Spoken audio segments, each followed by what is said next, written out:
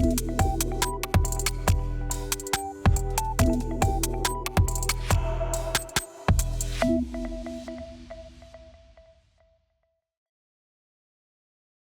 日係10月23號星期二 ，HKG 報今日推介同大家睇一睇特朗普最新嘅大計。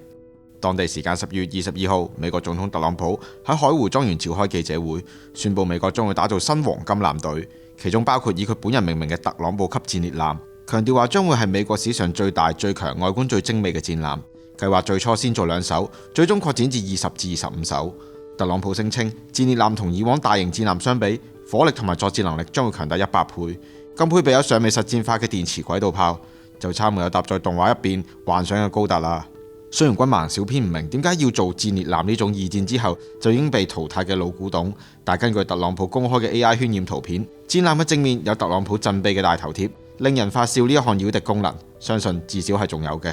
美國海軍確實有以歷任總統命名軍艦嘅傳統，但通常係喺總統卸任多年、歷史地位塵埃落定之後先至會考慮。而特朗普仲喺任期，就迫不及待要俾戰艦冠上自己個名，顯然佢係等唔切歷史嘅評價，決定自己先嚟自行封神。真係估唔到呢種赤裸裸嘅個人崇拜，竟然會出現喺自稱民主自由嘅美國身上。如果有一日自由女神像會變成巨型特朗普嘅雕塑，小編都唔會覺得意外。